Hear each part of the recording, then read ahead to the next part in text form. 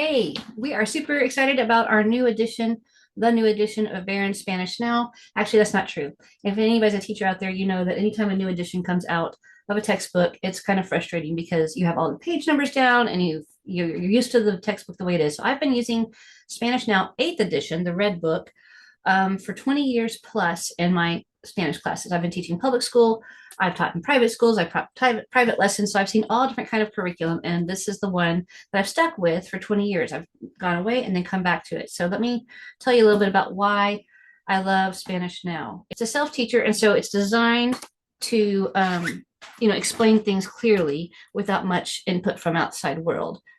So I use it with my Spanish Geniuses class because for homeschoolers, the idea is they're going to be led along with the video, but really they're self-teachers. The things that you need to look for whenever you're looking for a curriculum is you need to make sure that there's clear vocabulary. So I love that every time you do a new lesson, you have your vocabulary right down here. The change from the 8th edition to this one is that it used to be in red. This used to have red ink in it and some red ink here, and the pictures are updated. Back in the 8th edition, this was a little bit older picture, so it's kind of nice. It's a little bit more updated. You have a story every single unit that depends on this vocabulary down here. Then you actually have exercises and it's consumable. So I love it because I can just glance at the students' work. They can check their own answers and their job is to read it out loud. You're like, well, how do they pronounce it? Well, it comes with audio. So back in the day, here you go now. They had CDs and then they went to MP3 CDs and now they have the online audio. It's a little clunky to get used to, but after you get on with the audio, then it's not too hard. They do have the audio transcript in the back. And so it tells you exactly what's on each track. So I assign different tracks every lesson.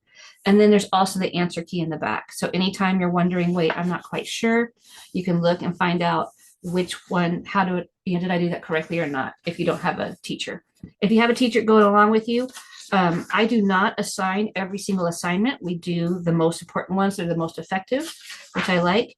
And then not only do I give you the notes, but I love it because you can actually read through in a different way. So I present this el, la, los, las in a certain way, but if you're not sure about it, you can go back and read it. So it's been a really great textbook.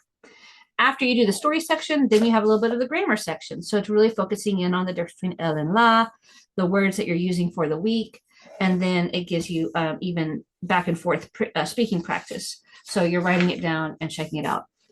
Another thing that's a little bit different is the pages are a little bit more thin. So in the 8th edition, these pages, the paper quality itself was a little bit better, but in general, nothing else has changed really. I noticed that some of the mistakes aren't there anymore.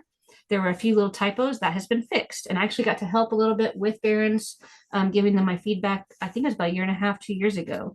So you can see they have the nouns, adjectives, verbs, and then other words. You read the story, you can listen to the story with their online audio, and then answer the questions. I highly recommend reading those out loud so you can actually practice speaking. There's fun little games, and then basic helpful grammar exercises. I really like that there's also culture sections. So it's not just about the language, but also about the culture and where the language came from. And so they have Spain, Mexico, Central America, all different little bits and pieces about the culture. I'm actually going to be adding those sections in because now that I have a video class, I have the time to add that stuff in.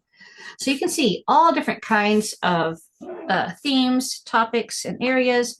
There's always a fun story of some sort. Typically, it's pretty silly. It's interesting. And then everything from basic food, directions, and all the grammar that you need. So here's the all about Spain, la madre patria, the mother country, and about the culture that came along with that. So in general, I really, really like the new edition. The page numbers are not far off from the old pages. So that's really nice for me. I did not have a whole bunch. Here's my edits. If you're wondering the differences between the 8th edition and the 9th edition, it's not too many for each week for me. So that was a bonus. And then finally, if you're wanting to find out, well, where can I find the different topics? They do have a really good table of contents. They do have a pronunciation guide, so that's nice. It's really difficult to learn Spanish on your own. So you can see I'm adding in my culture units. But look, it tells you the name of the story, then what the grammar topic's going to be, and then what you're focusing on for each section. So I really have been loving this book for a long time. I'm not thrilled with the cover color. I really like the red one. And then there is one tiny little mistake on the front page, which kind of guts me, but I understand that as a fellow publisher. I understand sometimes you just miss those little mistakes, and you just, no matter how many times people look at it. This is a 594 page book, and it's very, very well done. It even has a section back here of glossary, Spanish to English, and then English to Spanish.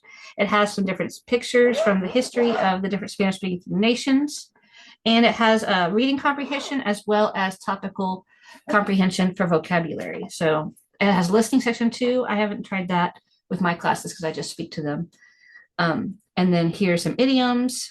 And so this section right here is what I assigned during the summertime.